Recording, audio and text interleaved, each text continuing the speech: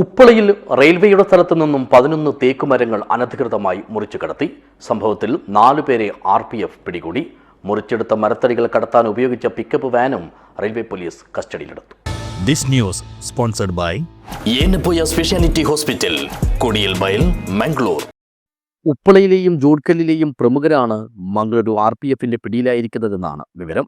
മുറിച്ചെടുത്ത മരത്തടി കടത്താൻ ഇവരുപയോഗിച്ച പിക്കപ്പ് വാനും കസ്റ്റഡിയിലെടുത്തതായും സൂചനയുണ്ട്.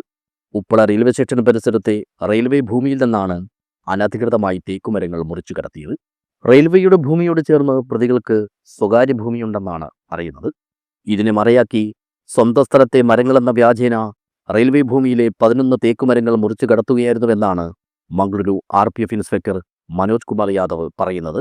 മുറിച്ചെടുത്ത തേക്കുമരങ്ങൾ ആരിക്കാടിയിലെ ഒരു മരമില്ലിലേക്കാണ് മാറ്റിയതെന്നും 4 ലോഡ് മരങ്ങൾ ഇവിടെ നിന്നും കടത്തിയതായും അറിയുന്നു. വിവരം ലഭിച്ചതിനെ തുടർന്ന് ഉപ്പള റെയിൽവേ സ്റ്റേഷൻ അധികൃതർ RPFനെ അറിയിക്കുകയായിരുന്നു. ഇതിന്റെ അടിസ്ഥാനത്തിലാണ് മംഗളൂരു RPF ഉദ്യോഗസ്ഥർ സ്ഥലത്തെത്തി പ്രതികളെ പിടികൂടുകയും മരങ്ങൾ കടത്താൻ ഉപയോഗിച്ച വാഹനം കസ്റ്റഡിയിലെടുത്തതെന്നുമാണ് വിവരം. കുമ്പള വരെയുള്ള സ്റ്റേഷനുകൾ കാസർഗോഡ് RPFന്റെ പരിധിയിലാണെങ്കിലും ഉപ്പളയും മഞ്ചേശ്വരവും മംഗളൂരു RPFന്റെ പരിധിയിൽ വരുന്നതിനാലാണ് കേസിന്റെ അന്വേഷണം മംഗളൂരു RPFനെ കൈമാറിയതെന്നും അറിയുന്നു. News bureau, Uppala.